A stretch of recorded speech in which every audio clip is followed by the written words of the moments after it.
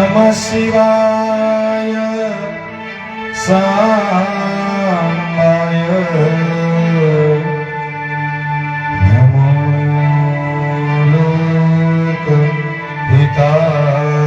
लोकहितार्थिने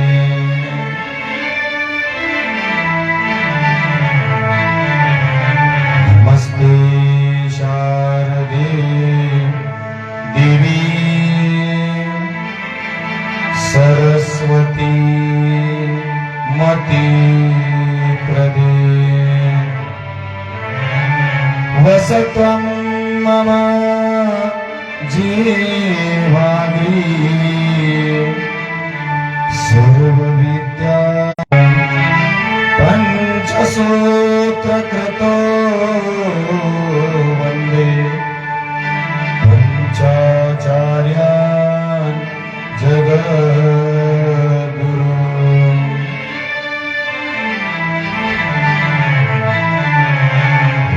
वागर्थाविव सम्पृक्तो वागर्था प्रतिपत्तये जगत्पितरो वन्दे पार्वती परमेश्वर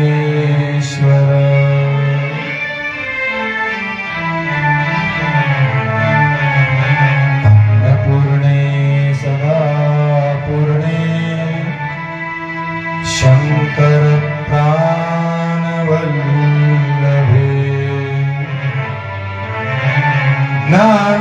ज्ञानवैराग्य सिद्ध्यर्थं भिक्षां देहि च पार्वती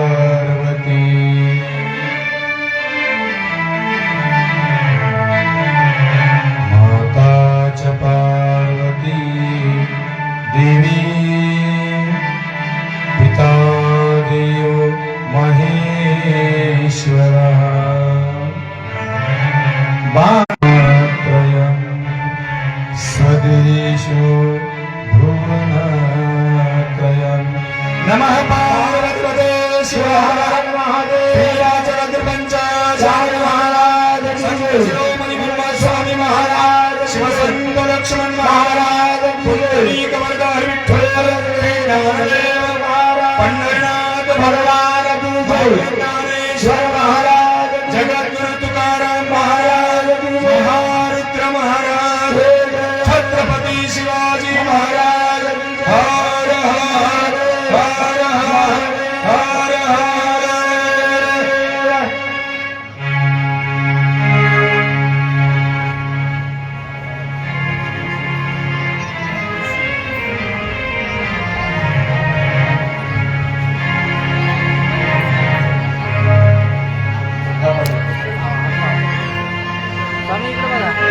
सांबदेव पार्वती शिव हर हर महादेव शिवलिंगो रेणुकाचार्यापासून विश्वाराध्य जगद्गुरूपर्यंत चालत आलेल्या अनादी परंपरेला अनंत वंदन करून लिंगैक्य सद्गुरू तपोरत्न प्रबंधिताराध्य शिवाचार्य महाराज, लिंगैक्य सद्गुरू रेवणसिद्ध शिवाचार्य महाराज, लिंगैक्य सद्गुरू वसुंधरा रत्न डॉक्टर शिवलिंग शिवाचार्य महाराज, वेदांताचार्य शिवाचार्य रत्न सद्गुरू सिद्धलिंग शिवाचार्य महाराज, तसंच या परम पवित्र भारत भूमीमध्ये आचार्य उपाचार्य पदावर अरूढ असलेल्या सर्व आचार्य सद्गुरूंच्या चरणी नतमस्तक होऊन मनमथादी पावन संत महात्मा बसवेश्वर शिवसंत लक्ष्मण महाराज यांच्याही पवित्र पावन चरणाला प्रणिपात करून माझे ज्ञानेश्वर माऊली जगद्गुरु तुकोबाराय नामदेव एकनाथ आदी सर्व संतांच्या पवित्र पावन चरणाला अष्टांग दंडवत करून जीवन समाधी राजे वैराग्य निधी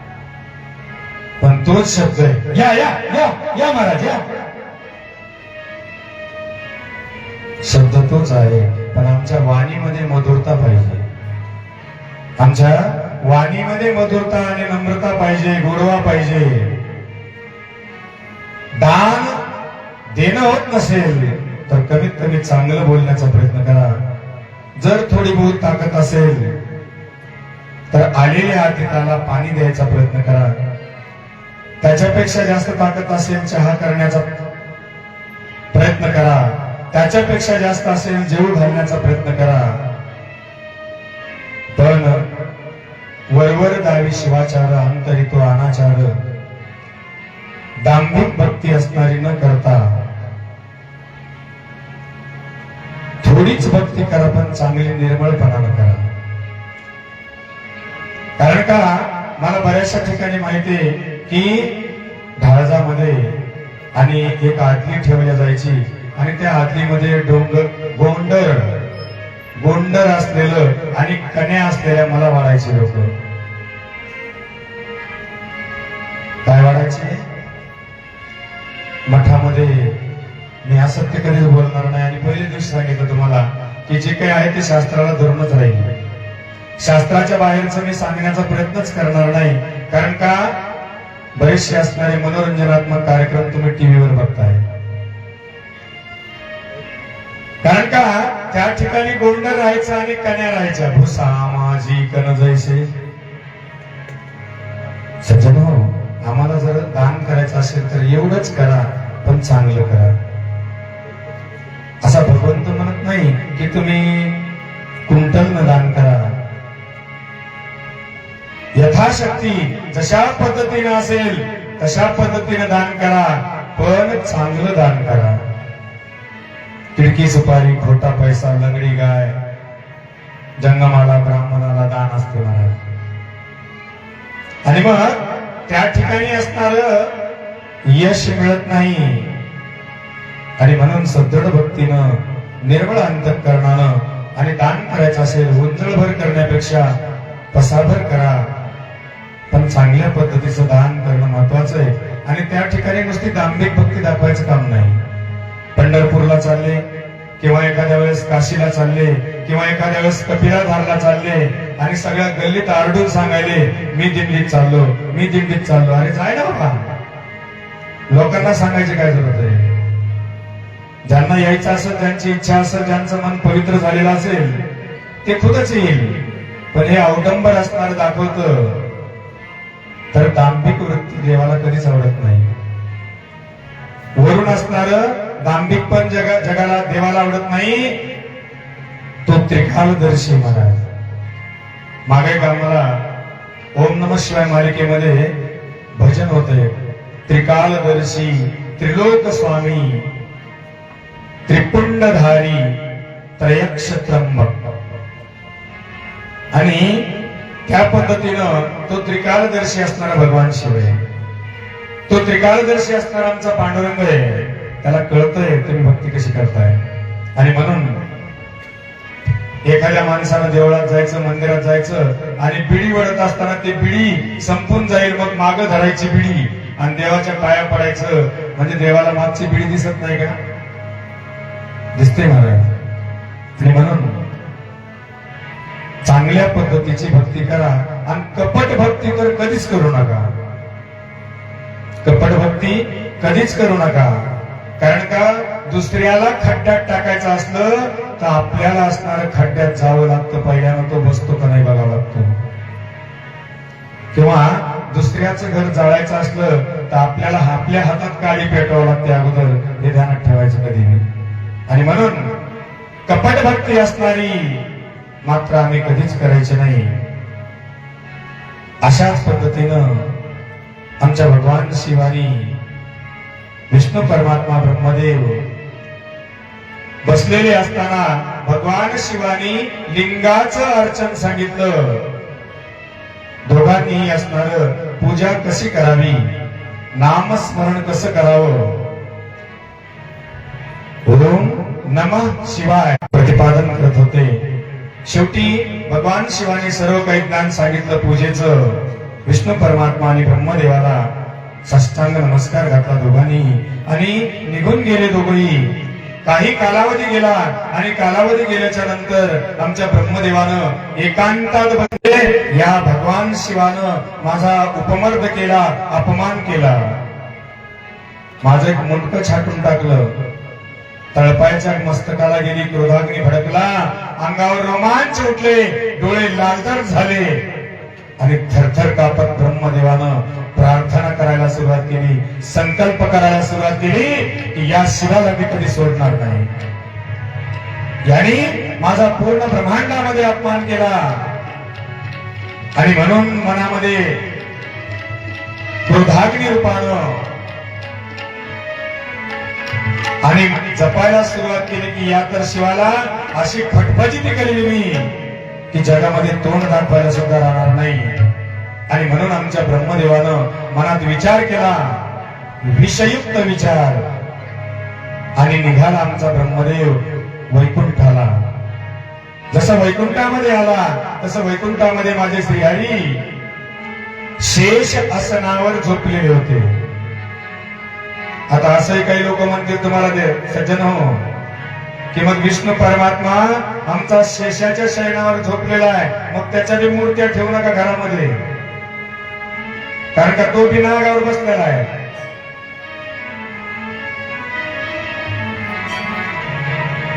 कारण का बऱ्याचशा ठिकाणी मी संभाजीनगर मध्ये पाहिलं, बरेचसे असणारे जे कुटाळ लोक आहेत, कुटाळ आणि भ्रम पैदा करायले जगामध्ये आणि भक्ताला असणारं विनमुख करायले रस्त्यावरून, सन्मार्गावरून, थोडस सावध व्हा. माझ्या विष्णू परमात्माच्या अंगाखाली झोपलेला असताना शेषाची गादी आहे, शेष असणारा. माझ्या कृष्णाच्या डोक्यावर यमुनेतून जात असताना नागानं असणार रक्षण केलं वरून, छत्र म्हणून. मग माझ्या कृष्णाची मूर्ती ठेवू नका मंदिरात, त्याच्याही डोक्यावर नाग आलाय. कसं लोकांना बुद्धिभेद करायचा विचार पडत असेल मला समजत नाही. आणि मग आमचे हे वेडे असणारे भाविक भक्त आणि त्या मार्गाने अवलंब करायला लागतात. इकडं शेष शयनावर बसलेल्या झोपलेल्या आमच्या श्रीहरी जवळ ब्रह्मदेव आले आणि ब्रह्मदेवाला साष्टांग नमस्कार केला. आमच्या श्रीहरीनं पाहिलं, सांगितलं, या ब्रह्मदेवा या, आसनस्थ व्हा, विराजमान व्हा.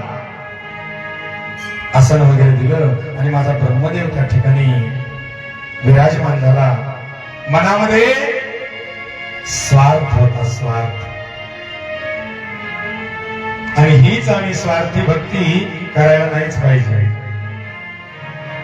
आम्ही जे जे काही सोमवार व्रत करायला भगवान शिवाचे सोमवार व्रत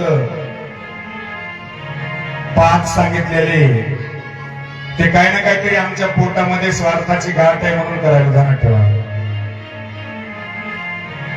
कोण्या महिलेला वाटतं माझ्या भावाचं लग्न व्हावं, कोण्या महिलेला वाटतं माझ्या बहिणीला मुलगा व्हावा, कोणाला वाटतं माझ्या मुलाला नोकरी लागावी आणि म्हणून 5 पशुपती घरी.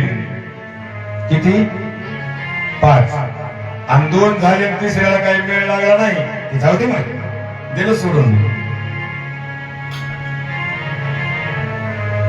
सज्जनो, कोणतं जर व्रत केलं तर शेवटपर्यंत नेण्याचा प्रयत्न करा, एकाग्रतेनं आणि एक निष्ठतेनं.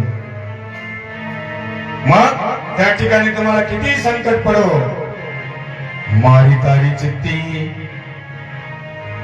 आहे ते करावे, आम्ही जीवे भावे शरणालो. कारण का तुम्ही मारा तारा, देवा काय करायचं ते करा. जसं एखादा चोर डाकू असणारा सगळ्या पुराव्यासहित पोलिसांना सापडतो आणि हातकड्या बसलेल्या असतात, त्यावेळेस तो विचार करतो की आपलं सगळंच पितळ यांना माहित आहे. आणि मग तो चोर काय म्हणतो पोलीस लोकांना, हे पोलीस दादा, आता मी तुमच्या सगळ्याच हवाली, हे सगळं हे तुम्हाला समर्पित आहे, काय शिक्षा करायची तर करा याला. तद्वत त्या न्यायानं त्या भगवान शिवाला असणारं समर्पित व्हा, त्या माझ्या पांडुरंगाला असणारं समर्पित व्हा. आणि ज्यावेळेस तुम्ही समर्पित व्हाल त्यावेळेस देव असणारा तुमच्या समोर आणि अवतीभोवती खडी वेचायला लागेल महाराज, आणि संकट तुमचे दूर करेल. पण स्वार्थाची भक्ती पोटात जर ठेवून भक्ती केली की माझ्या भावाला नोकरी लागू द्या, माझ्या भावाचं लग्न होऊ द्या, तर त्या ठिकाणी देव देईल. माझा भोळा देव आहे, लवकर पावणारा देव आहे, देईल पण तेवढंच देईल, सोबत नाही राहणार. आणि म्हणून एक निष्ठ असणारी भक्ती करा, स्वार्थ पोटात धरून भक्ती करू नका. आणि तीच असणारी भक्ती आणि दाखवण्यासाठी माझा ब्रह्मदेव विष्णू परमात्माकडे गेले. माझ्या श्रीहरीने सांगितलं, बोला ब्रह्मया, कोणीकडून आगमन झालं? एक लक्षात ठेवा, जो स्वार्थी माणूस असतो किंवा तुमच्याकडून काही साध्य करायला आलं की तो मान हलवून बोलतो, हसून बोलतो, मान खाली करून बोलतो, वेगवेगळे असणारे ऍक्शन करून बोलतो. त्याला तुमच्याकडून काहीतरी साध्य करायचं असतं. मग ते चाहे पैसे असो, काही असो, उसनवारी असो. आणि मग त्यावेळेला त्याची परिस्थिती पहा. आणि मग त्या ब्रह्मदेवाने सांगितलं, काही नाही महाराज, सहज आलो मी, असं काही आमच्या मनात नाही बरं का, तुम्हाला काय असं वाटू घेऊ नका. सहज आलो, मनाला वाटलं चला आपल्या श्रीहरीच्या भेटीला. त्यावेळेस आमचे विष्णू परमात्मा अंतर्ज्ञानी आहेत. त्याने सांगितलं, कारणाशिवाय कार्य घडत नाही ब्रह्मया, काहीतरी कारण असलं पाहिजे, आणि म्हणून तुमचं आगमन झालेलं आहे. काय प्रयोजन आहे सांगा? त्यावेळेस आमच्या ब्रह्मदेवानं असणार हसल्यावर बघून मान खाली घातली आणि सांगितलं, प्रभू हे श्रीहरी, बस उगं थोडस काम आहे आमचं, आणि ते तुमच्याकडे, आणि ते तुमच्या सोबत आणि तुमच्या हातून करायचंय. त्याने सांगितलं, असं कोणतं काम आहे? त्यावेळेस आमच्या ब्रह्मदेवानं सांगितलं, तो भगवान शिव नाही का, आणि त्याला असणारी अद्दल घडवायची, आपल्याला त्याला अद्दल घडवायची. तोंड दाखवायला राजा नाही पाहिजे या जगामध्ये, असं त्याला करून टाकायचं. त्याने सांगितलं, काय बोलताय ब्रह्मदेवा तुम्ही? भगवान शिवाला आणि अद्दल घडवणार तुम्ही, डोकं फिरलं का? अरे भगवान शिवाच्या वाट जाणं म्हणजे वस्त्रामध्ये अग्नी गुंडाळल्यासारखं आहे. लक्षात ठेवा, वस्त्रामध्ये अग्नी जसा गुंडाळल्या जात नाही, वस्त्राला जाळून भस्मसात करतो, तद्वत त्या न्यायानं भस्मसात व्हाल ब्रह्मदेवा. लक्षात ठेवा, कार्य करण्याच्या अगोदर आमच्या ब्रह्मदेवानं सांगितलं, काही हो, मी त्याची फटफजिती केल्याशिवाय राहणारच नाही, नावच नाही ठेवणार ब्रह्मदेव म्हणून. श्रीहरीने सांगितलं, मग ब्रह्मदेवा ठीक आहे, काय हरकत नाही, तुमच्या मनाप्रमाणे काय करणार तुम्ही? कोणती योजना आहे तुमच्या मनामध्ये, कल्पना आहे कोणती मनामध्ये की भगवान शिवाला गिरक्यात आणायचं? त्यावेळेस त्यांनी सांगितलं, श्रीहरी, ह्या असणाऱ्या निराकार परब्रह्माला, या निराकार परब्रह्माला पाशामध्ये गुंतून टाकायचं, पाशामध्ये गुंतून टाकायचं. आमच्या महाभारतामध्ये एक श्लोक दिलेला आहे, सुगंध वनिका वस्त्रम गीत तांबूल भोजनम शय्याश्च कुसुमं चैव अष्टभोग मुदारतम. सुगंध, वनिका, वस्त्र, गीत, तांबूल, भोजन, शय्या, कुसुम म्हणजे फुल, आणि असे 8 पाश आहेत. या 8 पाशामध्ये याला जबरून टाकायचं. ते म्हणजे नेमकं सांग काय करायचं? आमच्या ब्रह्मदेवानं सांगितलं, त्यांच्या गळ्यामध्ये लोटणं अडकायचं. म्हणजे सांगितलं, काय श्रीहरी तुम्हीही बर का, अहो जसं तुम्ही विवाहित झालात मी विवाहित झालो तसं या भगवान शिवाचं लग्न करून टाकू आपण, म्हणजे तो अडकून जाईल कायमचा आणि मग मी त्याची फटफटी पाहिल आणि माझ्याही मनाला आनंद मिळेल, दुःखापेक्षा आनंद. आमच्या श्रीहरी असणारे इसमें खास केलं. ठीक आहे, ठीक आहे, चालेल, तुझ्या मनाप्रमाणे तुझी इच्छाच आहे तर कर परिपूर्ण तुझी इच्छा, चाल. आणि विष्णू परमात्मा जाग्यावरून उठले, दोघांनी असणार गमन केलं आमच्या कैलास लोकामध्ये आणि कैलास लोकामध्ये आल्याच्या नंतर दोघांनी हात जोडले आणि स्तुती करायला सुरुवात केली. भोले भोले शंकर शिव शिव शंकर, भोले भोले शंकर शिव शिव शंकर.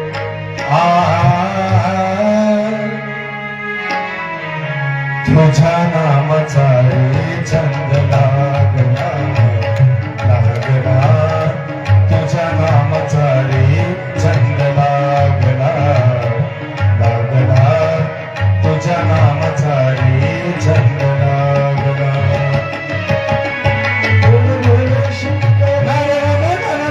शिव शिव शंकर, शिव शिव शंकर. तुझ्या नामाचा रे छंद लागला, तुझ्या नामाचा रे छंद लागला,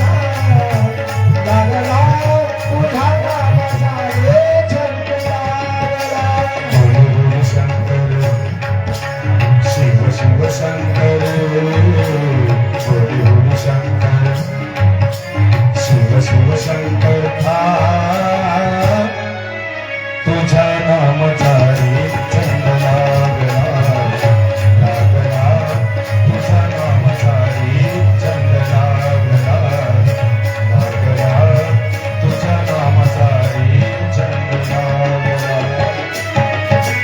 भोले भोले शंकर शिव शिव शंकर, भोले भोले शंकर शिव शिव शंकर.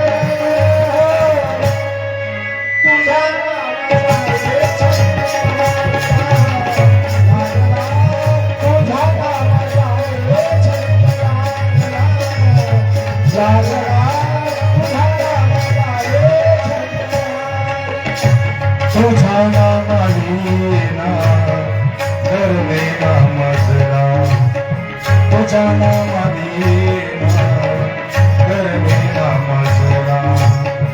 एक घडीचा विसर मज नाही पडला.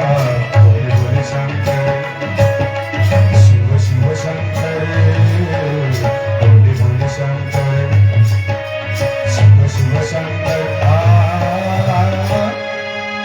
तुझ्या नामाचा रे छंद लागला लागला, तुझ्या नामाचा रे छंद लागला लागला, तुझ्या नामाचा रे छंद लागला. भोले भोले शंकर शिव शिव शंकर, शिव शिव शंकर.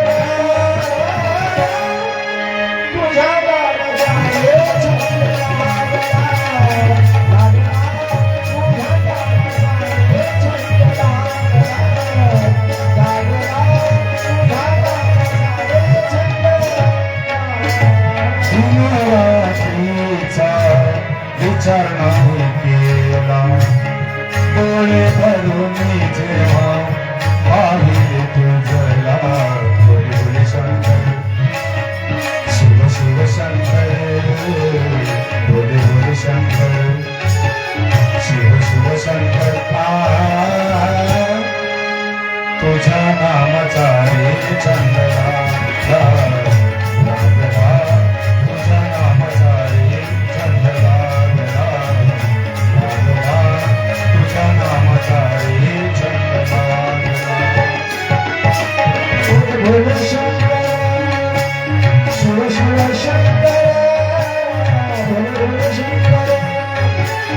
शिव शिव शंकर हो तुझ्या नामाचा रे चंद्रमा जय हो तुझ्या नामाचा रे चंद्रमा लागला तुझ्या नामाचा रे चंद्रमा पंचाक्षरी मंत्र माझ्या मनी ठसला पंचाक्षरी मंत्र माझ्या मनी ठसला तेव्हापासून मजला उपाय सुचला बोले बोले शंकर शिव शिव शंकर बोले बोले शंकर शिव शिव शंकर तुझ्या नामाचा रे चंद लागला लागला तुझ्या नामाचा रे चंद लागला लागला तुझ्या नामाचा रे चंद लागला भोले भोले शंकर शंकर शिव शिव शंकर भोले भोले शंकर शंकर शंकर भोले शंकर तुझ्या नामाचा रे चंद्रमा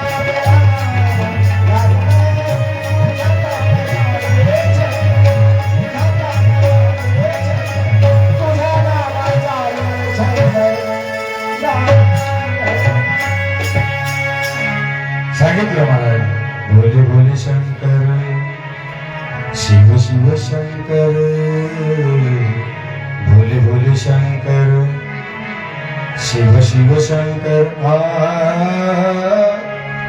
तुझ्या नामाचा रे छंद लागला लागला तुझ्या नामाचा रे छंद लागला दोघांनी नामस्मरण केलं ओम नमः शिवाय ओम नमः शिवाय ओम नमः शिवाय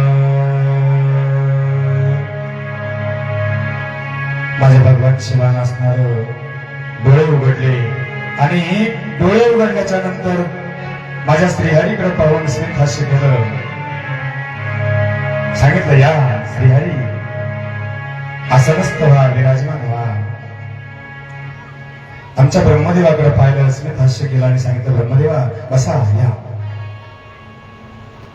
आणि मग आमच्या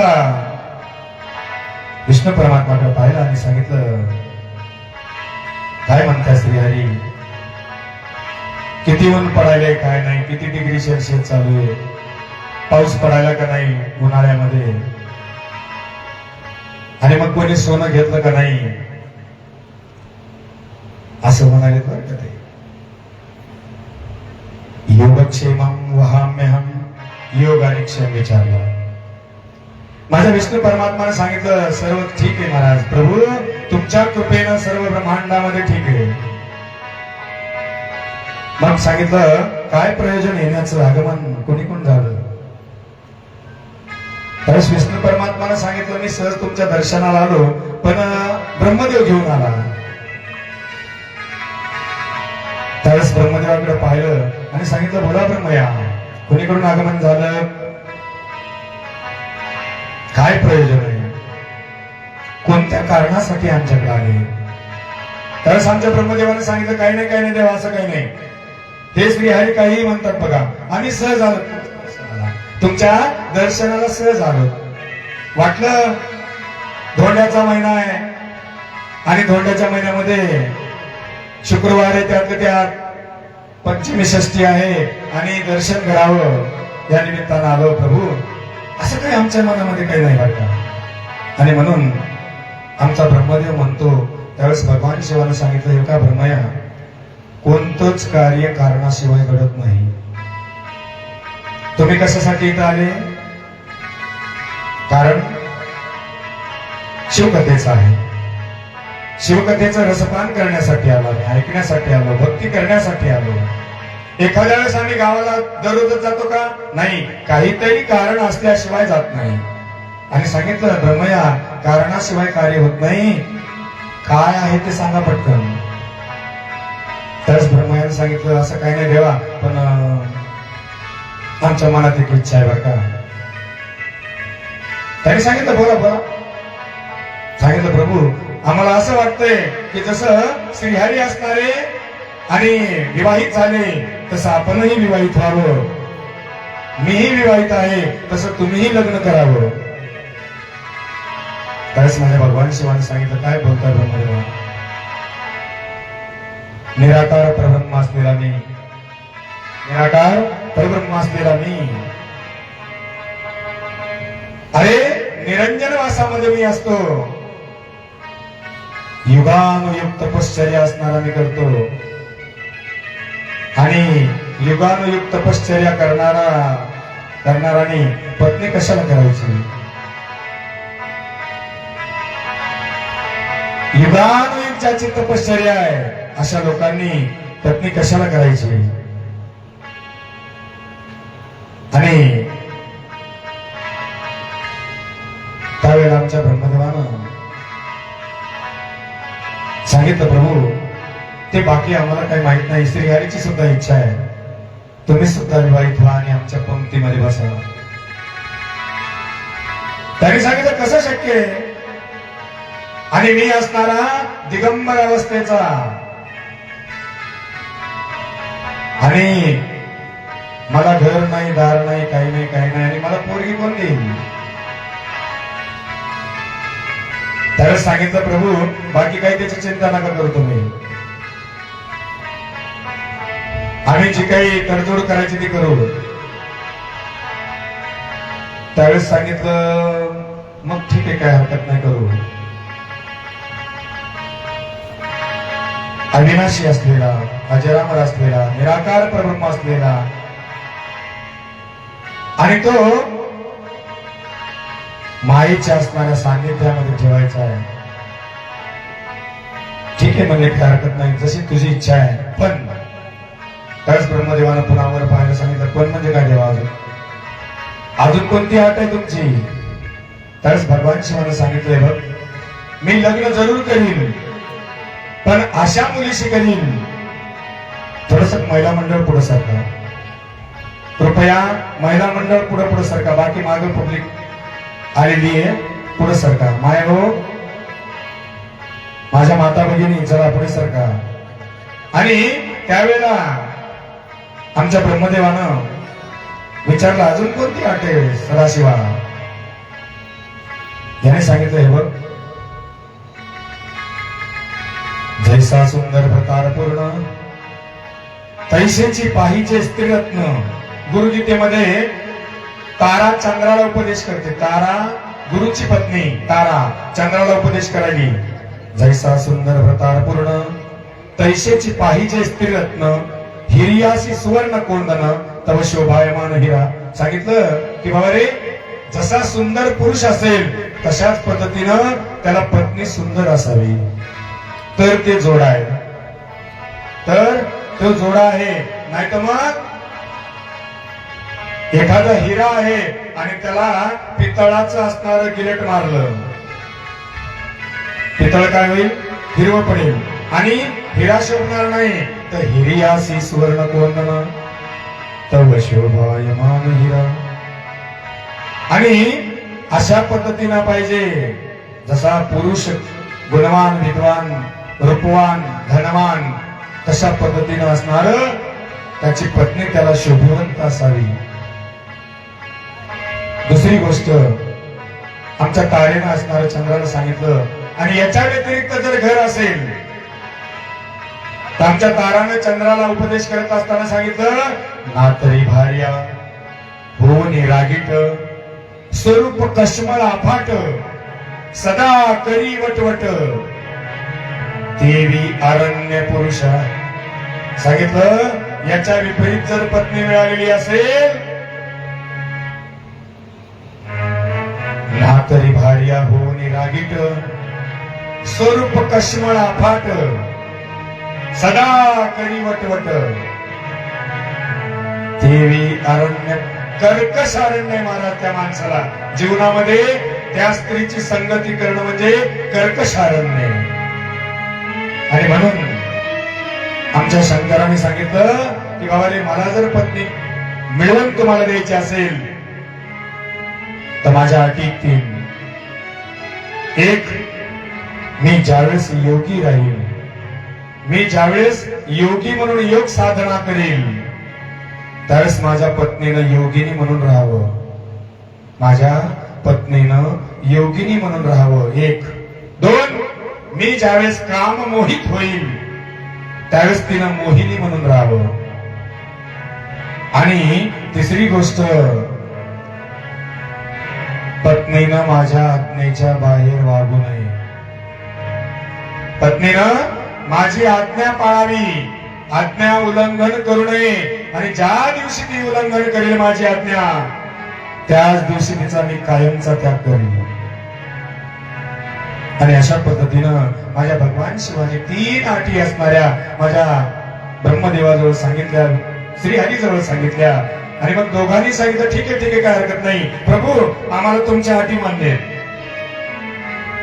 अटी मान्य आहेत म्हणल्याच्या नंतर दोघंही निघाले, साष्टांग नमस्कार केला भगवान शिवाला, विष्णू परमात्मांनी आणि ब्रह्मदेवानं.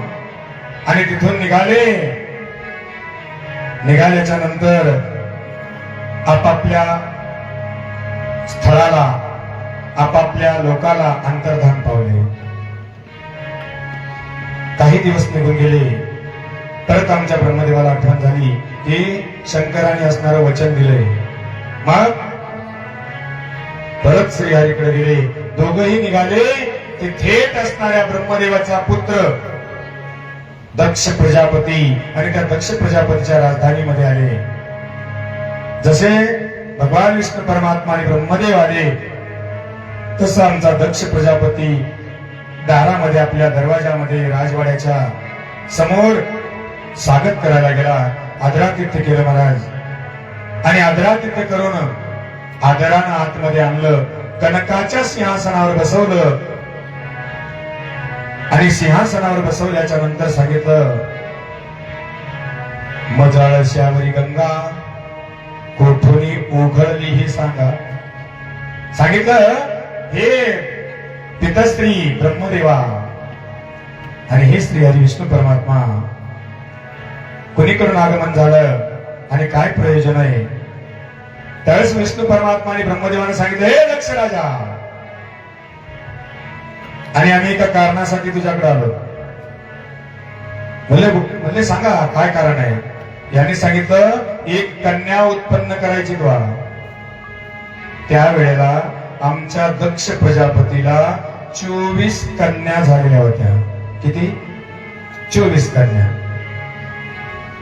सगळ्या मिळून माझ्या दक्ष प्रजापतीला किती कन्या येतात? 60.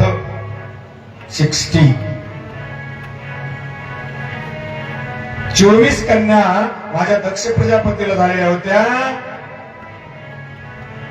आणि त्यावेळेला ब्रह्मदेवाने आणि विष्णू परमात्माने सांगितलं, हे दक्ष प्रजापती आणि कन्या जन्माला घाल. त्यांनी सांगितलं, कशासाठी? का? त्यांनी सांगितलं, अशी कन्या जन्माला घाल की जी ब्रह्मांडाच्या अधिपतीची असणारी पत्नी बनेल, भगवान शिवाची पत्नी बनेल. याने सांगितलं, ठीक आहे, काय हरकत नाही.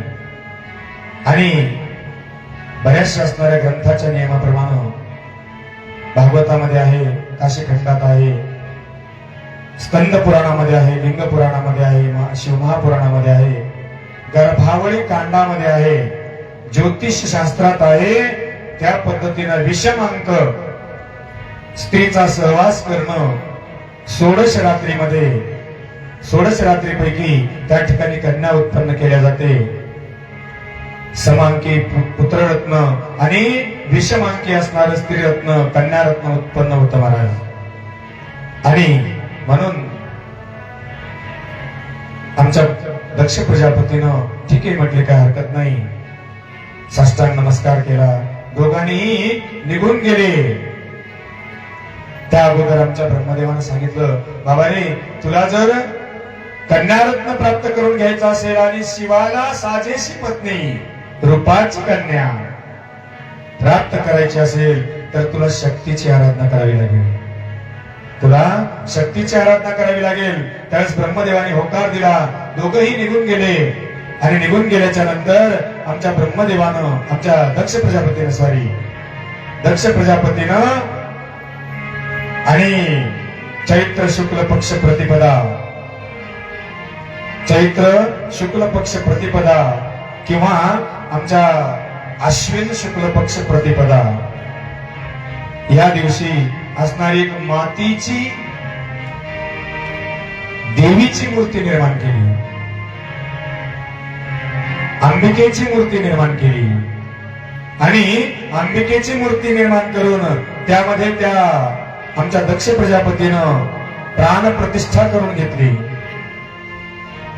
आणि प्राणप्रतिष्ठा करून त्या शक्तीची असणारी आराधना करायला सुरुवात केली माझ्या दक्ष प्रजापतीनं. मग त्या ठिकाणी श्री सुक्ताचं असणारं आवर्तन टाकलं, कुंजिका स्तोत्र आहे, चंडी कवच आहे, कनकधारा स्तोत्र आहे, रात्री कवच आहे, किलक कवच आहे आणि शेवटला काली कवच सुद्धा आहे.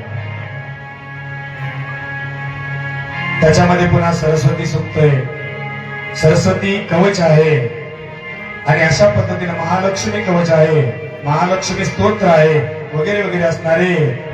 आणि मग तिथं एक एक दिवस असणारी आराधना करायला सुरुवात केली. दुर्गे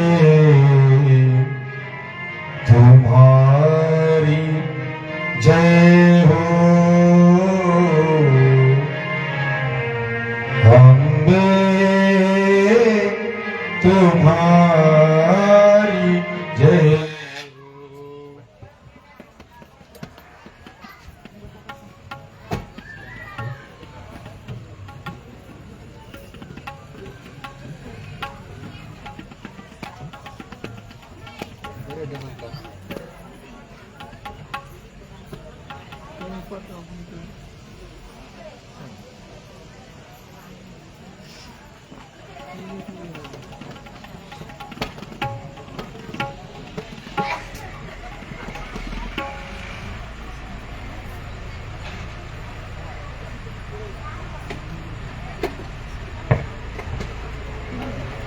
दुर्गे तुम्हारी जय हो, अम्बे तुम्हारी जय हो. नवरूप धारती मां, नवरूप धारती मां, महागौरी तेरी जय हो. दुर्गे तुम्हारी जय हो, अम्बे तुम्हारी जय हो. दुर्गे तुम्हारी जय हो, अम्बे तुम्हारी जय हो. तुम्हारे जय हो, अम्बे तुम्हारी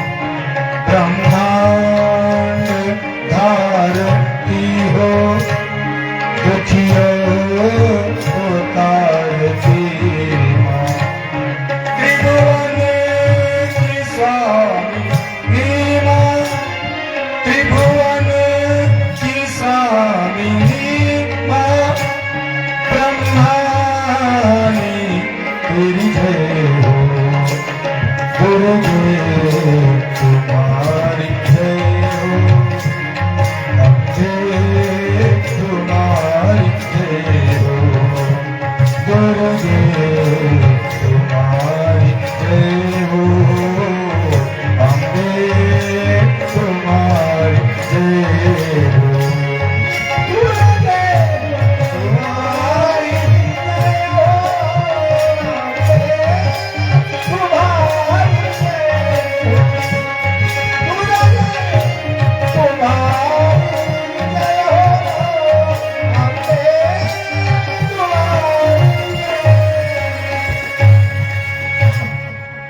सांगितलं ज्वाला हो वैष्णवी हो, माँ तुम ही लक्ष्मी हो, शारदे तुम्ही हो बुद्धि शक्ति तुम्हारी जय हो, दुर्गे तुम्हारी जय हो, अम्बे तुम्हारी जय हो। आणि मग त्या ठिकाणी माझ्या दक्ष प्रजापतीनं अंबिकेची मूर्ती स्थापन करून अहोरात्र, सज्जन हो, नवरात्री म्हणजे रात्रीचं जागरण करावं लागतंय आणि नवरात्रीची देवी बसवतो आणि दुमडून खातो, यादीच असते आमची नवरात्रीची सगळी फराळाची मालकाला दिलेली. मी तर म्हणतो 4-5 क्विंटल पर्यंत खात असते 9 दिवसात. आमच्या घरचे लोक, इथले नाही, गावातले चांगलेच आमच्या. आणि त्या ठिकाणी नवरात्री बघा, शिवरात्री आणि नवरात्री, रात्रीला किंमत आहे महाराज. शिवरात्रीच्या दिवशी सुद्धा रात्रीला किंमत आहे. रात्री जागरण, भजन, पूजन, अर्चन जे काही होईल ते करणं म्हणजे शिवरात्री. आणि तद्वत त्या न्यायानं नवरात्री सुद्धा त्याच पद्धतीची आहे. आणि आमच्या दक्ष प्रजापतीनं तन मनाने माझ्या अंबिकेची असणारी आराधना केली आणि आराधना करून शेवटी 9व्या दिवशी माझी अंबिका असणारी प्रसन्न झाली. अंबिका प्रसन्न झाल्याच्या नंतर अंबिकेने सांगितलं, माग वरदान, हे दक्ष राजा माग. त्यावेळेस आमच्या दक्ष राजानं डोळे उघडले. पाहतो तो भव्य दिव्य असणाऱ्या त्या मृत्तिकेच्या मूर्तीमधून, मातीच्या मूर्तीमधून भव्य दिव्य तेजस्वी असणारी देवता अंबिका रूपानं बाहेर पडली. सगळीकडे लाख लाख लाख लाख उजेड पडलेला आहे. आमच्या दक्ष प्रजापतीला आनंद. कृतार्थोहम कृतार्थोहम कृतार्थोहम महेश्वरी अद्यते पादपद्म संदर्शनात भक्तवत्सलम. सांगितलं कृतार्थ झालो मी, कृतार्थ झालो. आणि त्यावेळेला सांगितलं माग वरदान. आमच्या दक्ष प्रजापतीने सांगितलं, माते बस एकच इच्छा आहे की कन्या रत्न तो आम्हाला द्यावं, की जेणेकरून ती भगवान शिवाची पत्नी बनावी. असं कुलीन, शालीन, विद्वान, रूपवान, गुणवान आणि असं रत्न द्यावं.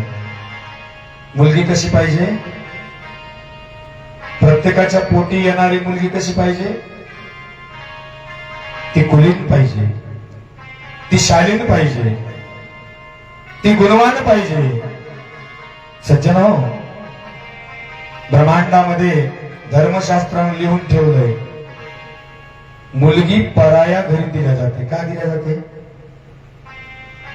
काय कारण आहे पराया घरी देण्याचं? मुलगा का घेतला जात नाही आपल्या बापाच्या घरी, त्या मुलीच्या बापाच्या घरी? सज्जन हो, लक्षात ठेवा, मी अगोदरच सांगितलं, स्त्री म्हणजे लक्ष्मी आहे, स्त्री म्हणजे अन्नपूर्णा आहे, स्त्री म्हणजे दासी आहे, स्त्री म्हणजे घराची सुंदरता आहे. स्त्री म्हणजे सहनशीलता आहे, स्त्री म्हणजे शौर्य आहे, स्त्री म्हणजे धन आहे, संपत्ती आहे, आणि स्त्री म्हणजे चंडी आहे. सगळेच अवतार त्या स्त्रीमध्ये असतात. आणि ती स्त्री असणारी जर पतीच्या घरी गेली तर धर्मशास्त्र आहे महाराज, स्त्रीनं जर चांगली वागली तिथं तर ती 21 कुळाचा उद्धार करते. आपल्या बापाचे 7 कुळ, नवऱ्याच्या बापाचे 7 कुळ आणि यांच्या नवरा बायकोच्या पुढचे 7 कुळ, असं 21 कुळाचा उद्धार मुलगी करते महाराज. पण तीच जर मुलगी वाट सोडून पाय टाकत असेल तर 21 कुळाचं असणार नरकात घालते म्हणून सांगितलं जातं. आणि म्हणून जी काही मुलगी आहे ती पराया घरी देण्याचं एकच कारण आहे सज्जन हो, आपल्या बापाची असणारी शालीनता, आपल्या बापाची कुलीनता, आपल्या आईची असणारी शालीनता, आपल्या आईची असणारी कुलीनता, आपल्या आईची असणारी नीती, आपल्या आईचा असणारा धर्माचं आचरण, आपल्या आईचं असणारं शील, आणि हे घेऊन असणारी ती मुलगी पतीच्या घरी असणारी चौकट ओलांडते. आणि चौकट ओलांडल्याच्या नंतर त्या ठिकाणी जर धार्मिकता नसेल, त्या घरी धार्मिकता नसेल, तर आपल्या आई वडिलांच्या असणाऱ्या दिलेल्या ठेव्याचा कीर्तिध्वज आणि उभारण्याचं काम मुलगी करते मला त्या घरामध्ये जाऊन. धर्माची, कुलीनतेची, शालीनतेची, आचरण, मर्यादा आणि शील, कुळाचं शील आणि याचा असणारा कीर्तिध्वज फडकवण्याचं काम पतीच्या घरी मुलगी करत असते. आणि म्हणून मुलगी असणारी पराया घरी दिल्या जाते. स्त्री असणारी वात्सल्याचं रूप आहे, स्त्री असणारं दयेचं रूप आहे, स्त्री असणारं क्षमेचं भांडार आहे. आणि म्हणून मुलगी असणारी पराया घरी दिल्या जाते की जेणेकरून आपल्या घरी तर आहे संस्कार, पण त्याही घराला चांगले संस्कार लागावेत आणि त्याचाही कीर्तिध्वज उभा राहावा. हे असणार स्त्रीच्या हातात असतात आणि त्या मुलीच्या हातात असतं. नुसतंच पुढं हिरो आणि माग हांडा बसून शॉपिंग करायची आणि हौस मौज मजा करण्यासाठी मुलगी पराया घरी दिल्या जात नाही सज्जन हो. आपल्या धर्माचा असणारा ध्वज, आपल्या आईची असणारी आचरणशीलता, कुलीनता, शालीनता आणि तिथे टिकवण्याचं काम करणं आणि त्या कुळाला तशी सवय लावण्याचं काम करणं, यासाठी मुलगी दिल्या जाते. एखाद्या मुलीने जर तो विचार केलेला असेल तर कदाचित माझ्या या मठामध्ये उच्चारलेल्या वाणीचा असणारा तिनं फायदा घेऊन सुसंस्कारानं जगण्याचा प्रयत्न करावा की जेणेकरून आपल्या आईवडिलांचं असणारं नाव निघेल आणि तिथेही असणारे कीर्तिध्वज उभारल्याच्या नंतर सगळ्या कुळाचे असणारे ज्येष्ठ श्रेष्ठ व्यक्ती तुमचं नाव घेतील महाराज. या पद्धतीने वागण्याचा प्रयत्न करा तर ती खरी मुलगी आहे आणि ती खरी स्त्री आहे म्हणून मी मानेल. या मुलीच्या रूपामध्ये आणि प्राप्तित्व करून द्यावी की जेणेकरून मला भगवान शिवाची पत्नी बनली पाहिजे, अशी मुलगी पाहिजे. आमच्या दक्ष प्रजापतीनं मागणी केली महाराज. अंबिकेला हात जोडले आणि सांगितलं अशी मुलगी दे की जेणेकरून तिने माझा शिव असणारा संतुष्ट झाला पाहिजे आणि तिथं कीर्तिध्वज लागला पाहिजे. आणि ज्या वेळेला पार्वतीनं ऐकलं, स्मित हास्य केलं, अंबिकेनं ऐकलं, स्मित हास्य केलं आणि सांगितलं ठीक आहे, काय हरकत नाही. तथास्तु तथास्तु तथास्तु. तशा प्रकारे असो, तशा प्रकारे असो. वरदान दिलं आणि वरदान दिल्याच्या नंतर आमचा दक्ष राजा आनंदित झाला. मूर्ती असणारी अंतर्धान पावण्या अगोदर परत एकदा सावध केलं, ए दक्ष राजा, मी तुला मुलगी देईल नव्हे, मीच तुझ्या पोटी जन्माला येईल मुलगी रूपानं. पण तर सांगितलं माते मग काय, अजून पण काय. तिनं सांगितलं ज्या दिवशी तू मुलीचा अपमान करशील, ज्या दिवशी तू मुलीचा अपमान करशील त्या दिवशी तू बाप म्हणून राहणार नाही आणि तुझा प्राण जाईल आणि मीही देह ठेवणार नाही. कबूल आहे? त्यावेळेस आमच्या दक्ष प्रजापतीने सांगितलं ठीक आहे, मान्य मला. आणि तिथून वरदान दिलं आणि अंतर्धान पावली मूर्ती. इकडं दक्ष प्रजापती असणारा आनंदामध्ये पुढचे असणार दिवस काढत होता. आणि काढत असताना आमच्या दक्ष प्रजापतीला 2 पत्न्या होत्या, एक प्रसूती आणि दुसरी अक्षिणी.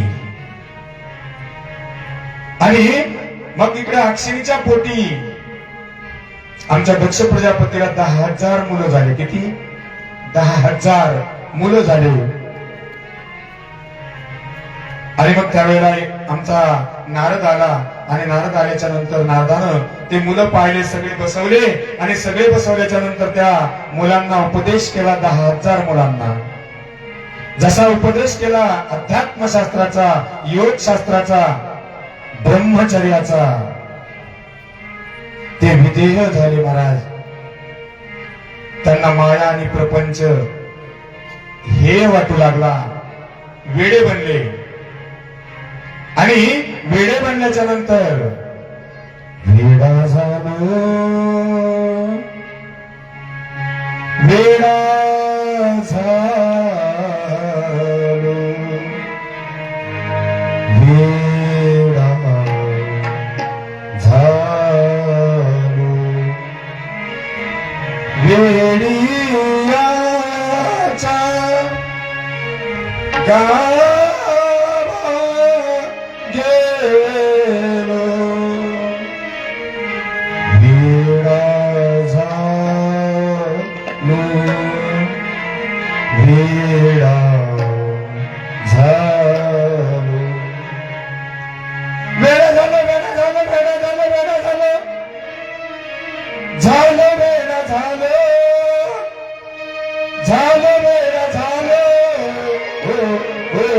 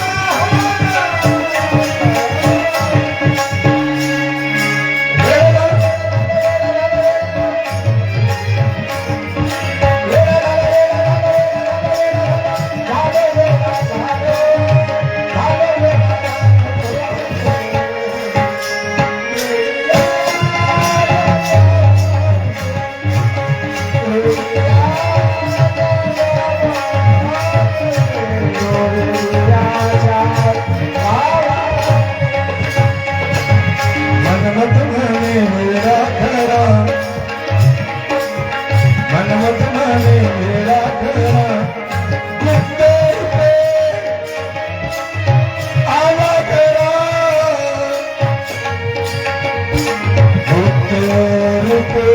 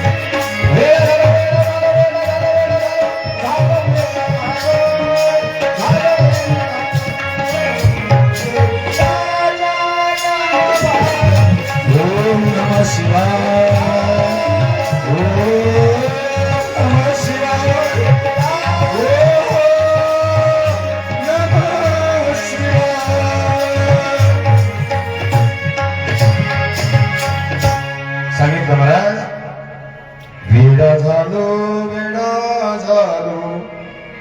वेडियाच्या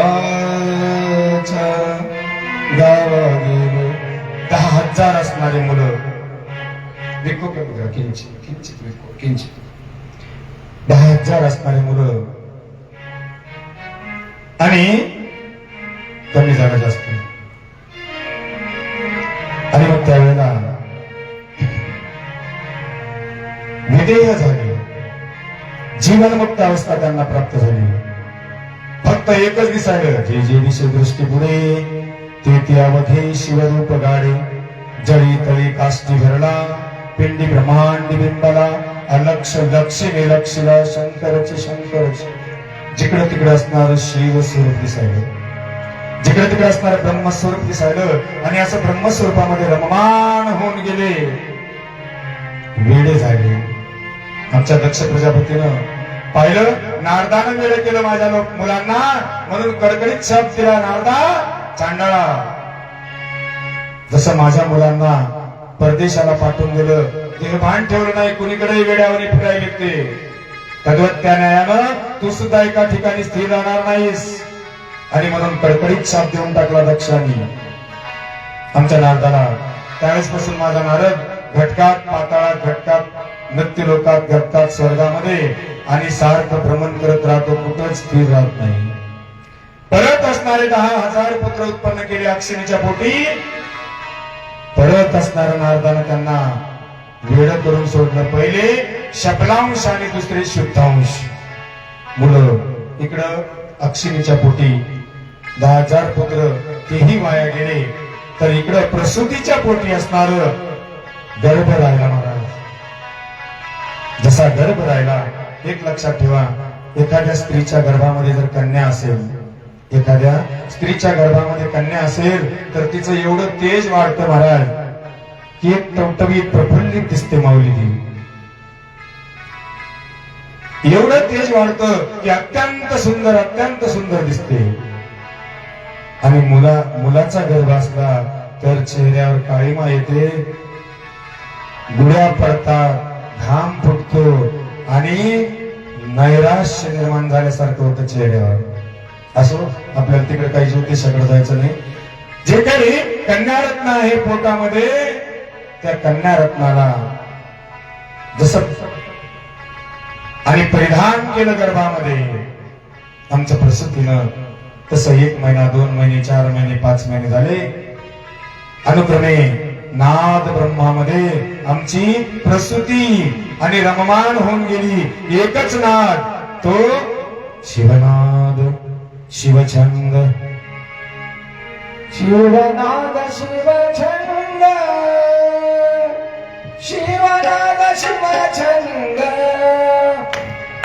शिवनाद शिवछंद शिवनाद शिवछंद शिवनाद शिवछंद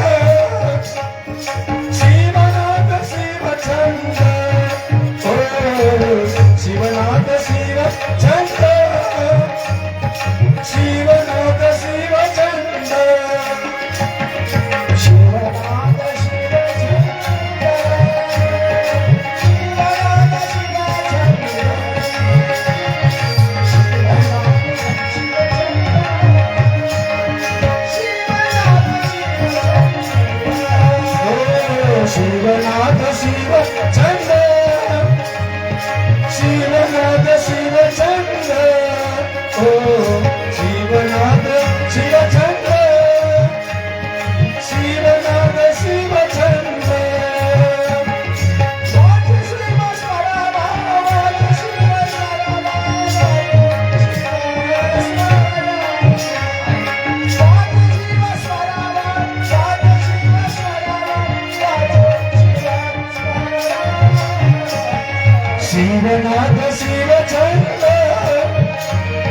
शिवनाथ शिव छंद ओ शिवनाथ शिव छंद शिवनाथ शिव छंद शिवनाथ शिव छंद शिवनाथ शिव छंद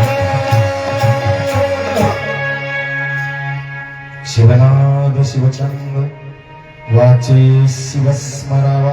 आणि म्हणून आमच्या प्रसूतीनं सारखं शिव शिव शिव शिव शिव शिव अहोरात्र जसं आमच्या हृदयाचे ठोके 21,600 ठक ठक ठक ठक ठक ठक चालतात. बघा आमचा श्वास सुद्धा जो काही घेतो आम्ही, श्वासामध्ये जो हुंकार आहे तो आणि घेतानाचा शी, घेणं म्हणजे शी आणि सोडणं म्हणजे वळ. बघा तुम्ही प्रत्येक श्वासामध्ये आणि तत्वज्ञानानं आणि आमची प्रसूती असणारी नामस्मरण करत होती. अनुक्रमे 9 मास पूर्ण झाले आणि चैत्र शुक्ल पक्ष अष्टमीच्या दिवशी, चैत्र शुक्ल पक्ष अष्टमीच्या दिवशी सुंदर असणाऱ्या कन्येला जन्म दिला.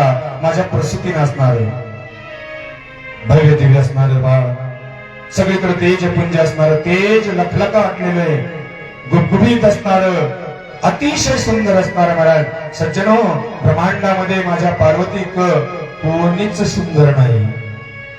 जगत जननी म्हणतात तिला. आणि म्हणून तिच्यासारखं सौंदर्य ब्रह्मांडामध्ये कोणामध्येच नाही. एवढं सुंदर. आणि ते सुंदर बाळ जन्माला आलं. आणि जन्माला आल्याच्या नंतर दक्ष राजाची कन्या असल्यामुळं तिला दाक्षायणी म्हटलं गेलं. दाक्षायणी माता की जय, दाक्षायणी माता की जय, दाक्षायणी माता की जय. त्या ठिकाणी माझ्या दाक्षायणीचा जन्म झाला. अनुक्रमे ते बाळ असणार तेला भंग केलं आणि तेला भंग करून पालखामध्ये टाकलं. उष्णदकानं स्नान घालून पालखामध्ये टाकलं. 5 सुवासिनी आल्या, मंगल ओव्या गायल्या, पाळणा म्हटला, 5वी संपून गेली. आणि त्यानंतर ते बाळ असणार अनुक्रमे रांगायला लागलं, पुढे चालायला लागलं. अर्थात पुढे असणार पळायला लागली ती मुलगी दाक्षायणी असणारी. अनुक्रमे उपवर होत गेली मुलगी, उपवर झाली. आणि उपवर झाल्याच्या नंतर आमच्या ब्रह्मदेवानं एके दिवशी आठवण झाली की बाबा रे, शंकरानं दिलेलं वरदान आणि आपल्याला पूर्ण करायचं ते. श्रीहरी विष्णू परमात्माला घेऊन आमचा ब्रह्मदेव दक्ष राजाच्या राजधानीत गेला. पाहिलं तर मुलगी कोमलांगी असणारी, रूपवती, गुणवती, तारुण्यात सुंदर तारुण्यानं मुसमुसलेली असणारी दाक्षायणी पाहिली आणि सांगितलं, हे दक्ष राजा, मुलीचं लग्न तरी करायचं आता. चला योग्य वर पाठ शोधा, पहा शंकराला जाऊन आणि उरका. त्याला सांगितलं, ठीक आहे प्रभू, काही हरकत नाही. पिताजी आणि दोघांनाही होकार दिला. तिथून पुढं भगवान शिवाच्या राजधानीमध्ये सगळे पाहुणे होऊन गेले. हे दक्ष प्रजापती, ब्रह्मदेव, विष्णू परमात्मा आमचे सेनापतीसह पाहण्याचा कार्यक्रम झाला. तिकडूनही आमच्या भगवान शिवानी सांगितलं, अमुक आम्ही शुक्रवारच्या दिवशी मुलगी पाहायला येऊ. आणि मग आमच्या भगवान शिवानं कोणाला पाठवलं? ऋषी आणि ऋषींच्या पत्न्या पाठवल्या महाराज. वशिष्ठ अरुंधती, अगस्ती, लोपामुद्रा अशा पद्धतीने असणारे जे ऋषी वर्ग आहेत, अनुसया, अत्री, ह्या जोड्या जोड्या पाठवल्या मुलगी पाहायला. कारण का मुलगी पाहायची म्हणजे अनुभवी लोकांनी पाहावी. ज्यांनी अनुभव घेतलेले संसारामधले त्यांना मुलगी पाहायला पाठवावं. पण आजचा असणारा नवरदेव नावाचा रेडा काय करतो? एकाचा असणारा बूट घेतो, एकाचा बेल्ट बांधतो, एकाची टोपी, एकाचा चष्मा, आणि माग एक धोड घेऊन जातो सोबत मित्र. पहिले लोक आई वडील पाठवत होते, आजोबा आजी पाठवत होते, ज्येष्ठ श्रेष्ठ अनुभवी लोक पाठवत होते. पण आजचा हा जातो आणि तिथे गेल्याच्या नंतर काय करतो? काय बघतो मुलीचं? पहिले लोक काय करत होते? पाय बुडवत होते पाण्यामध्ये आणि पायाला खड्डा आहे का, पायाचे बोट. सामुद्रिक शास्त्र इथं शिकवले माता मौल्यांनो, माझे सर्व भक्त सद्भक्त मंडळी. नखावरून भविष्य. नख गोल आहेत का चपटे आहेत? नख लाल आहेत का पिवळे आहेत का काळे आहेत का पांढरे आहेत? त्याच्यावरून भविष्य. ज्या स्त्रीचे असणारे नख लालबुंद आहेत ती एक पद्मिनी आहे असं समजावी. ज्या स्त्रीचे पिवळे नख आहेत तिला इश्काचा विकार आहे म्हणून समजावं. ज्या स्त्रीचे असणारे पांढरे नख आहेत तिच्या अंगामध्ये रक्त कमी असं समजावं. आणि जिचे निळे नख आहेत ती रोगीट आहे असं समजावं. जे काही बोट आहे, आमच्या करंगळी जवळचं जे बोट आहे पायाचं, ते टेकणार नसावं खाली. आणि ते जर उचलणार असावं तर पद्मिनी स्त्री आहे असं समजावी. आणि मग आखूड बोट असणं भाग्याचं कारण. एकदम सरसरीत आणि लंबक असले तर ती आपल्या पतीला चांगलं जीवन जगू देत नाही असं म्हणलं जातं. असं तिथून चेहऱ्यावरून भविष्य आहे. गोल चेहरा आहे का लंबक चेहरा आहे? खोल डोळे आहेत का बारीक डोळे आहेत का जाड डोळे आहेत का मोठाले डोळे आहेत का, त्याच्यावर भविष्य सज्जन हो. तेच नाही, त्वचा असणारी नरम आहे का जाड आहे जरगट आहे त्यावरून भाकीत आहे. एवढंच नाही, केसावरून भाकीत आहे. ज्या स्त्रियांचा चंद्र आहे केसाचा त्या भाग्यशाली असतात आणि पद्मिनी असतात मानले जाते. ज्या स्त्रियांचे केस नरम असतात ती आपल्या पतीला सुशीलतेकडे आणि संपन्नतेकडे नदी म्हणून सांगितलं. ज्या स्त्रीचे केस कुरळे आहेत अशी स्त्री असणारी राजमहालात जाणारी आणि अत्यंत श्रीमंत बनणारी असते म्हणून सांगितलं. पण ज्या स्त्रीचे केस जाड आणि जरगट असतात ती आपल्या पतीला दारिद्र्याकडे नेते म्हणून सांगितलं. भाकीत आहे. आणि अशा पद्धतीनं जे जुने लोक आहेत त्यांना भाकीत मानण्यासाठी नेलं जातं. पण हे असणारं हेड आणि मोटरसायकलवर बसून जात, बसत ते बसत आणि काय पाहत? तिच्या एकदा चेहऱ्याकडे पाहत, स्मित हास्य करत. मग तिनं बी काय केलेलं असतं? बट्टी सोडलेली असते. ही ती काय करते? बघता बघता असं झटका हाणती. हे म्हणतो सिलेक्ट. हार हार महादेव हार हार. आणि मग तेवढंच पाहतो, माघारी येतो, संसार करतो आणि मग डिवायडेशन त्याच्यामुळे चालले सुरू व्हायला. वेगवेगळं राहणं. कशामुळे वेगवेगळे व्हायले लोक? हेच कारण आहे. आणि म्हणून आमच्या भगवान शिवानं ऋषी वर्ग पाठवले महाराज मुलगी पाहायला. त्या स्त्रियांनी असणार सुशीलता पाहिली. आता ती यात्रेची अनुसया, अरुंधती असणारी, लोपामुद्रा, काय सांगा महाराज, महापतिव्रता आहेत. आणि त्यांनी पाहायचं म्हणलं सोपं नाही. त्यांनी पाहिलं, होकार दिला. आणि होकार दिल्याच्या नंतर त्या ठिकाणी आमच्या ज्येष्ठ शुक्ल पक्ष षष्टीच्या दिवशी काही ठिकाणी मार्गशीर्ष शुक्ल पक्ष अष्टमी सांगितली आणि आमच्या दाक्षायणीचा विवाह ठरला. भगवान शिवासोबत विवाह ठरवला. अनुक्रमे सर्वांना आमंत्रित केलं आणि आमंत्रित करून आमच्या दाक्षायणी सोबत माझ्या भगवान शिवाचं लग्न झालं. सावधान सावधान सावधान. आमच्या दाक्षायणी सोबत विवाह सोहळा आमच्या शिवाचा तो पार पडला आणि पार पडल्याच्या नंतर अनुक्रमे जे काही मंडळी आलेली होती त्यांनी अन्नपान सेवन केलं आणि अन्नपान करून षडरसान्न पक्वान्न सेवन करून आपापल्या घरी रवाना झाले. इकडं दाक्षायणी आपल्या पतीसह वर्तमान नंदीवर आरूढ होऊन कैलासामध्ये विराजमान झाली. त्या ठिकाणचा असणारा आनंद अवर्णनीय सज्जनो. तळ्या कपारीमधून सुंदर अशा वातावरणामध्ये ते कैलास शिखर असणार.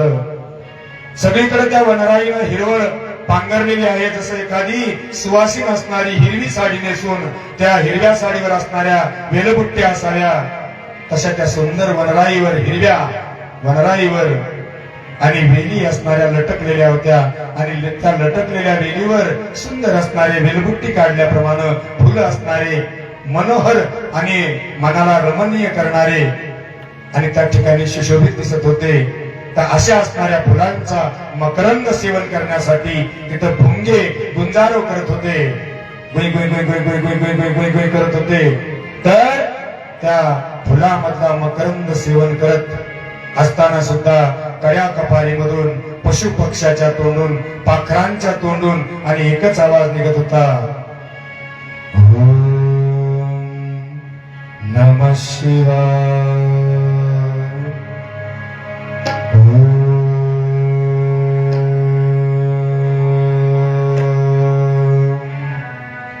नमः शिवाय.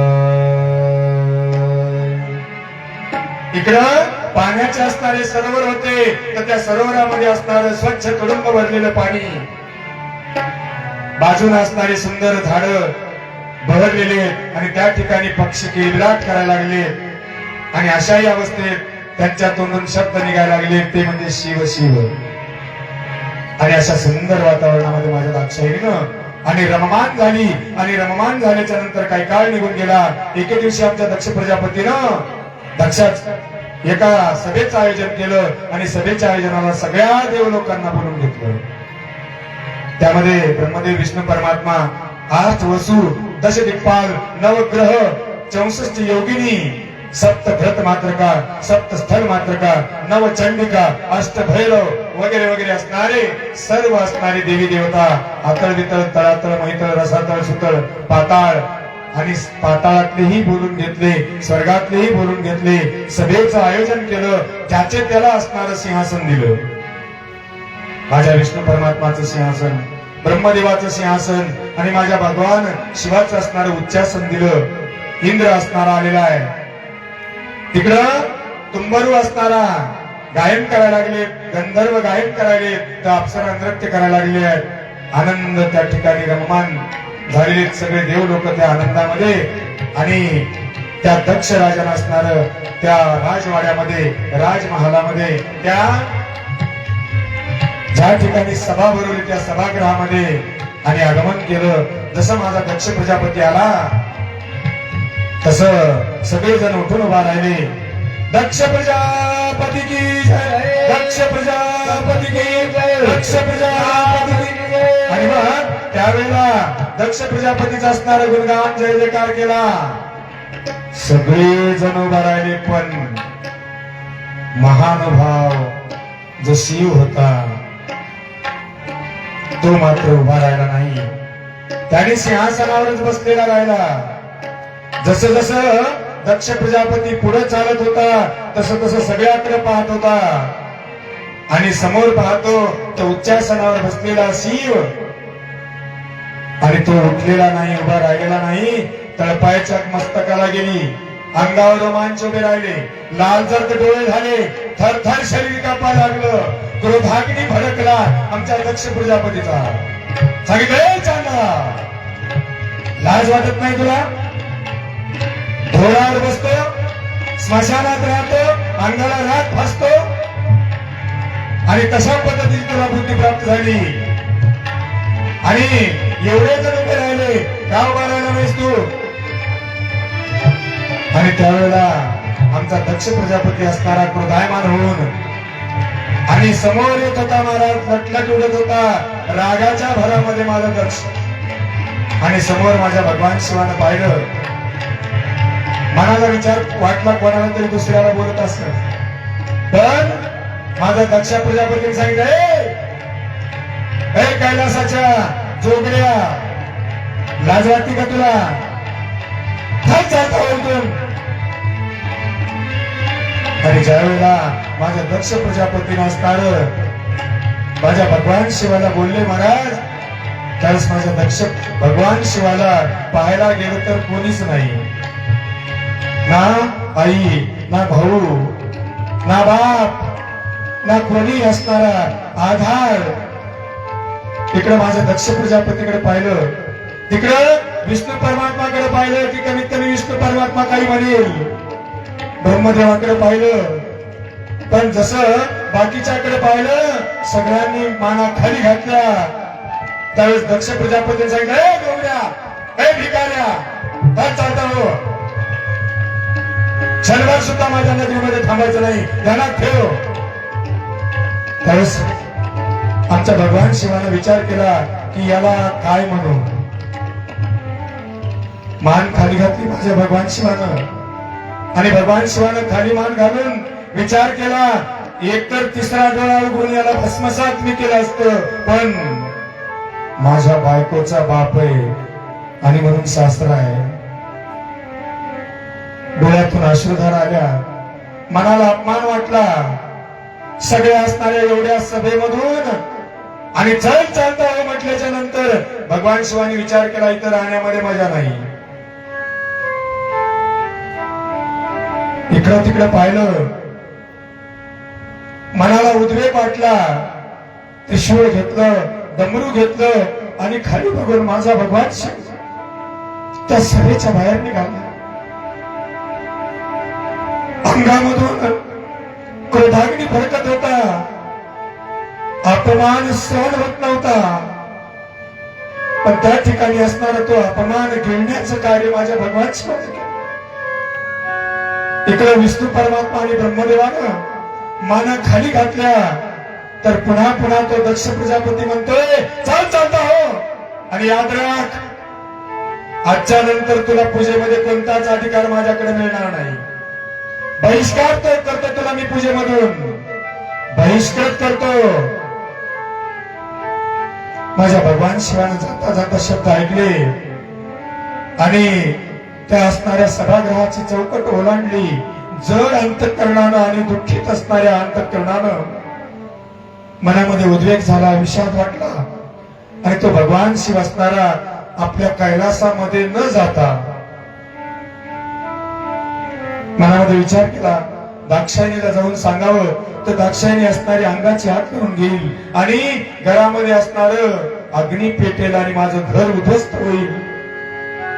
यासाठी सांगणं नको, आणि म्हणून माझा भगवान शिव उद्वेग निर्माण होऊन निरंजन वासामध्ये गेला. सज्जनो, निरंजन वासामध्ये गेला आणि समाधीस्थ झाला.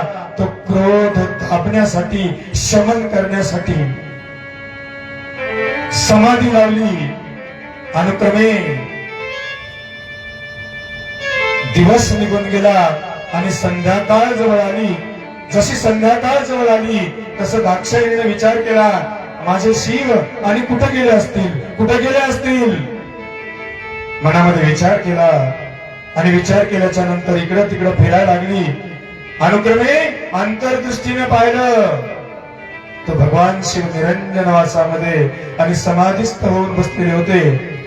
तिथे माझी दाक्षायणी गेली आणि दाक्षायणीनं नामस्मरण केलं, आणि जसं नामस्मरण केलं तसं भगवान शिवानं डोळे उघडले आणि सांगितलं, बोल दाक्षायणी, काय म्हणतेस?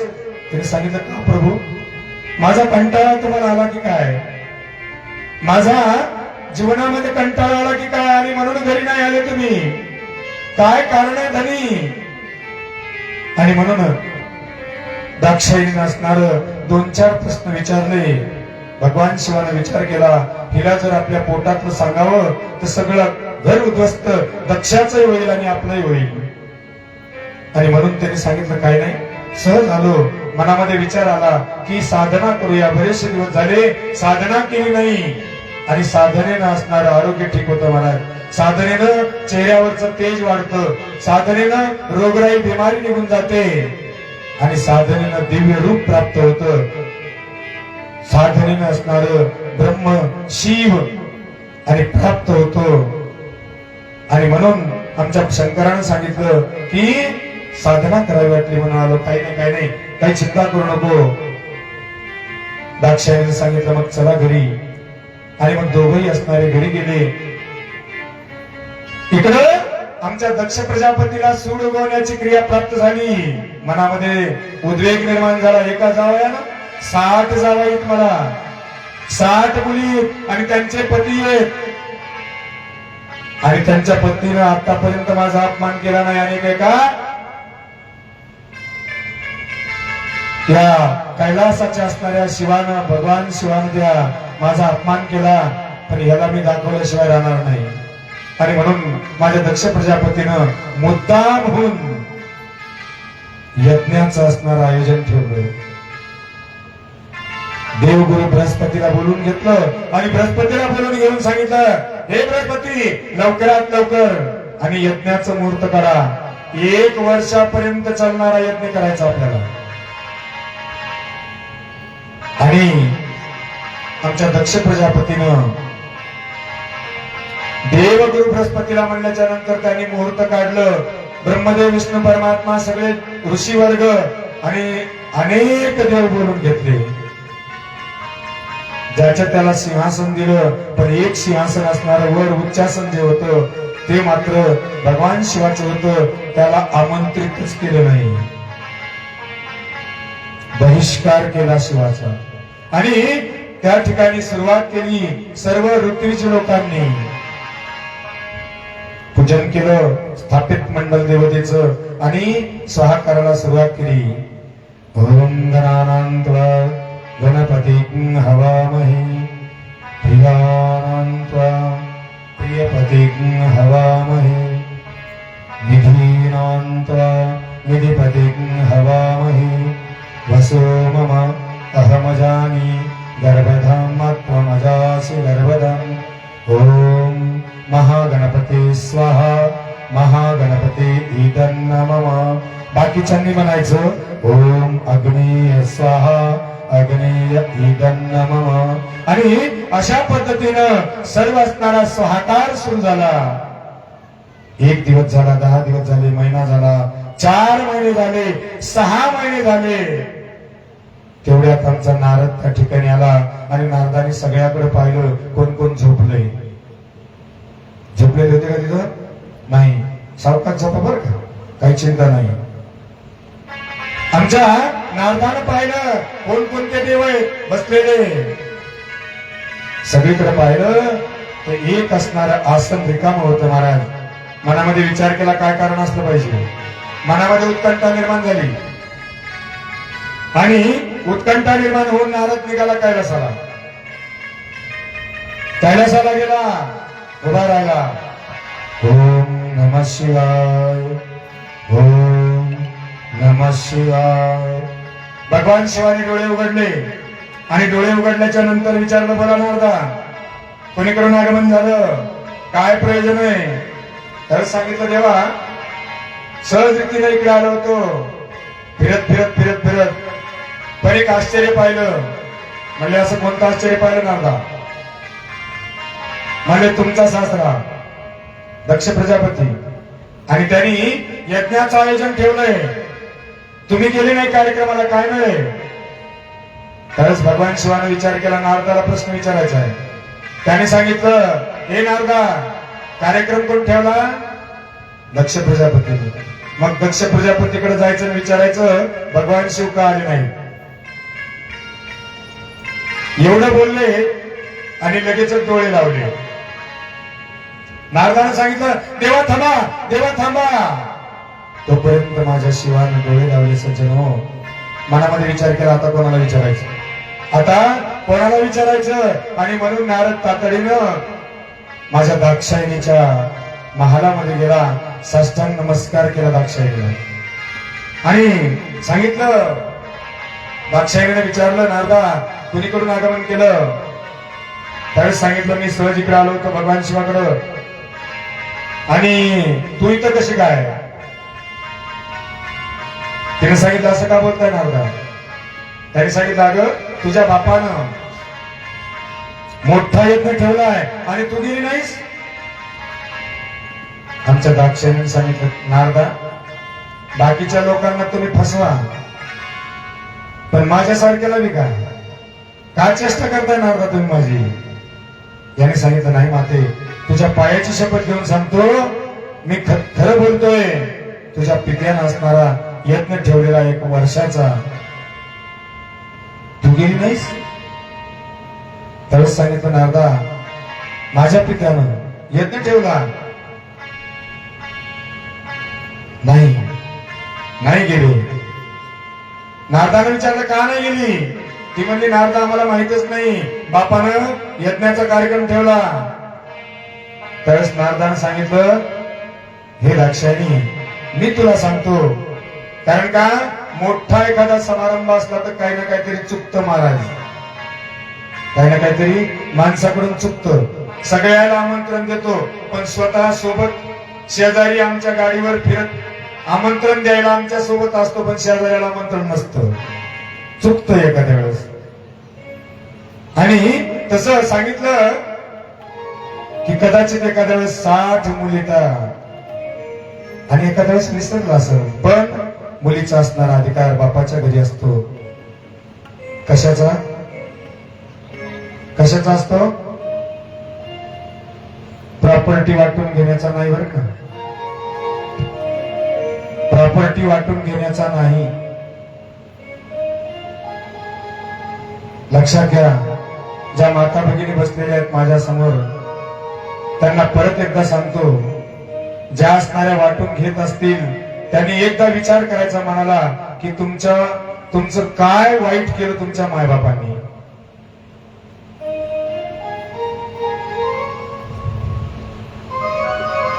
तुम्हाला जन्म दिला म्हणून, तुम्हाला 9 मास असणारे गर्भामध्ये साठवलं म्हणून, जन्मल्याच्या नंतर तेलानं टाळू मागली म्हणून, का काजळ घातलं म्हणून, का दूध पाजलं म्हणून त्याचे असणारे उपकार तुम्ही फेडायला प्रॉपर्टी वाटून घेऊन. अरे ज्या वेळेला असणाऱ्या आईवडिलांनी तुम्हाला दान दिलं त्यावेळेला चांगलं घर बघून देण्याचाच विचार करतात आई वडील, पण ज्या वेळेला एखाद्या वेळेस तुमच्या भाग्यामध्ये जर दारिद्र्य आलेलं असेल तर ती आई वडिलाची चूक नसते, ध्यानात ठेवा, ते तुमचं प्रारब्ध असतं. दान करायचं त्यावेळेस बापानं, जसं एखादी गाय चांगला चारा बघून बांधल्या जाते तसं कोणत्याच आई वडिलाला वाटत नाही आपल्या मुलीचं वाईट व्हावं. आणि म्हणून आई वडील कन्यादान करतात आणि कन्यादान करून त्यानंतर जर तुम्हाला श्रीमंती आली